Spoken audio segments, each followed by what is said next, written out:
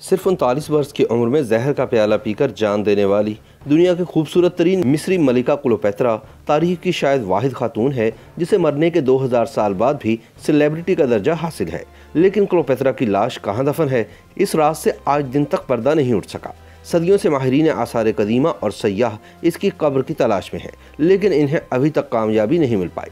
इस बारे में चिप ब्राउन ने क्या खूब लिखा है। ओह, कहाँ दफन है क्लोपेत्रा। कहीं भी दफन हो, लेकिन वो हर जगह जेरे बहस है। आज भी जब किसी के हुस्न की तारीफ करनी हो तो क्लोपेत्रा का नाम ही जहन में आता है। पिछले 2000 बरसों से क्लोपेत्रा के लाजवाब हुस्न पर अनगिनत पेंटिंग्स, म्यूरल्स और मुजस्मे तैयार किए जा चुके हैं। वो मुतादिद नावलों, अफसानों और कहानियों का मौजू बन चुकी है और इन पर हॉलीवुड समेत दुनिया भर में फिल्में बनाई गई हैं, जिनमें इनके किरदार एलिजाबेथ टेलर और सोफिया लोरेन जैसी हसीनाओं ने अदा किए हैं। आज हम जिस खातून को क्लोपेत्रा के नाम से जानते हैं वो दरअसल क्लोपेत्रा शशम है, जो 69 कबल मसीह में मिस्र के हुक्मरान बतलिमुस दवाज़दम के घर पैदा हुई थी। जब वालिद का इंतकाल हुआ तो उसूली तौर पर इक़्तिदार 18 साल क्लोपेत्रा के पास आना चाहिए था, मगर लोगों को औरत राज कबूल नहीं था, इसलिए इन्हें छोटे भाई के साथ मुश्तरका हुक्मरान बना दिया गया। मिसल मशहूर है कि गडरी में 2 फकीर और मुल्क में 2 बादशाह नहीं समा सकते, तो एक तख्त पर 2 बादशाह कैसे रह पाते। तो फिर यही हुआ। क्लोपेत्रा को भाई की फौजों से जान बचाकर मिस्र से भागकर रोम जाना और रोमन बादशाह जूलियस सीजर से मदद हासिल करना पड़ गई। सीजर मिस्री मलका की फरियाद से कम और अदाओं का असीर ज्यादा हुआ और इसने मिस्र पर चढ़ाई कर दी और मुश्किल ही से सही, लेकिन क्लोपेत्रा को दोबारा तख्त पर बिठा दिया, जहाँ वो तवील अरसा विराजमान रही। सीजर के कत्ल के बाद रूमी ताज मार्क एंथनी के सर पर सजा तो उन्होंने शायद इसी विरासत के तहत क्लोपेत्रा से भी अफेयर चलाना शुरू कर दिया। रिवायत के मुताबिक जब बागियों ने क्लोपेत्रा को शिकस्त दे दी तो इन्होंने जहर भरा प्याला पीकर खुदकुशी कर ली। लेकिन तारीख की कुछ किताबों में यह भी लिखा है कि क्लोपेत्रा ने दरअसल खुद को सांप से डुसवाकर खुदकुशी की। मारधाड़, सनसनीखेजी, महलाती साजिशों से भरपूर फिल्मी कहानी जैसी जिंदगी गुजारने के बाद मरते वक्त क्लोपेत्रा की उम्र सिर्फ 39 वर्ष थी। लेकिन क्लोपेत्रा सन 1545 से अब तक जेर बहस हैं और इनकी जिंदगी पर 45 ओपेराज और 77 ड्रामे बन चुके हैं।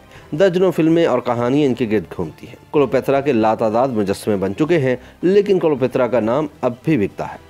मौरखीन आज भी क्लोपेत्रा की जहनी काबिलियत को तस्लीम करते हैं, जिनकी मुट्ठी में दुनिया का ताकतवर तरीन रोमन जर्नैल बंद था। दुनिया इस जर्नैल को मार्क एंथनी के नाम से जानती है।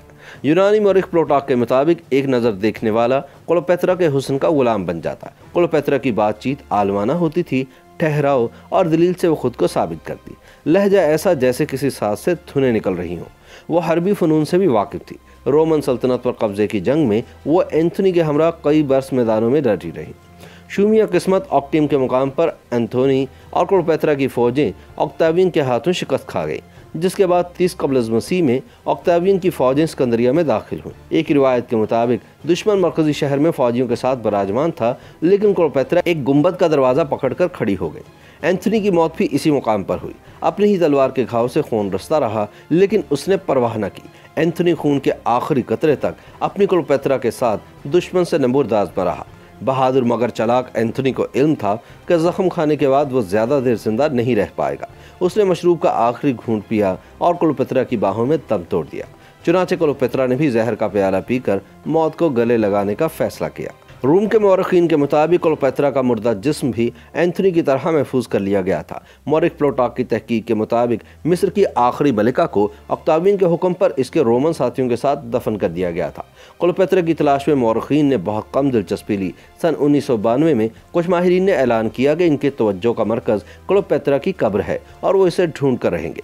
एक फ्रांसीसी खोजी फ्रेंचू और इसके इदारे European institute for under water archaeology ने कदीम रोमन शहर और मैदान जंग के नक्शों की मदद से खोज शुरू की। सिकंदरिया का बड़ा हिस्सा दरियाबुर्द हो चुका था। ऐन मुमकिन था कि क्लोपेत्रा भी पानी में ही कहीं हो। यूरोपीय इंस्टीट्यूट के खोजी डूबे हुए रोमनों की चंद बाकियात तक पहुंचने में कामयाब हो गए, लेकिन क्लोपेत्रा की बाकियात आज दिन तक ना मिल सकी। लेकिन ये भी एक सच है कि दुनिया का कोई भी मुकाम हो, आपको क्लोपेत्रा के नाम से मंसूब कोई ना कोई शय मिल ही जाएगी। हत्ता कि ड्राई क्लीनर्स और किचन आइटम्स, खेल के मैदान और डांस हॉल्स भी इसके नाम से चलते हैं। इसी तरह क्लोपेत्रा सूरज के गिर्द भी घूम रही है, क्योंकि साइंसदानों ने एक सैयारचे का नाम क्लोपेत्रा 216 रख छोड़ा है। क्लोपेत्रा का लाइफस्टाइल भी खवातीन की रहनुमाई का सबब बना। लातादाद परफ्यूम्स इसी के नाम पर बेचे जा रहे हैं।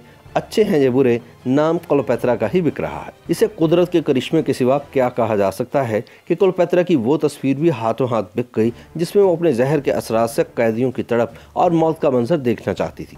ये तस्वीर सन 1887 में मारूफ फ्रांसीसी मुसव्विर अलेक्जेंडर जिबानी ने बनाई। तस्वुराती कहानी पर मबनी ये तस्वीर मुसव्विर के ब्रश का शाहकार है। मुसव्वरी का ये शाहकार ड्रामा आर्टिस्टों की तरबियत के काम भी आ रहा है। हिदायतकारों के नज़दीक अगर अदाकार क्लोपेत्रा और इसके कैदियों जैसे तासुरात चेहरे पर लाने में कामयाब हो गए तो वो अच्छे अदाकार की सलाहियतों से बहरावर है, वरना नहीं। यूँ क्लोपेत्रा फ़न अदाकारी का भी अहम जुज़्व है।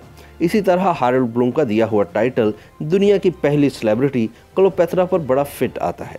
दुनिया के स्टेज पर क्लोपेत्रा जितनी वर्सटाइल अदाकारा शायद कभी जलवागर नहीं हुई। YouTube पर गूगली न्यूज देखने के लिए youtube.com की सर्च बार में गूगली न्यूज टीवी टाइप करें। गूगली न्यूज के पेज पर सुर्ख रंग के सब्सक्रिप्शन वाले बटन पर क्लिक करना ना भूलिए। YouTube पेज पर अपलोड होने वाली वीडियोस से बाखबर रहने के लिए बेल आइकन पर क्लिक कीजिए। आपको हर नई वीडियो के बारे में नोटिफिकेशन मौसूल हो जाएगा।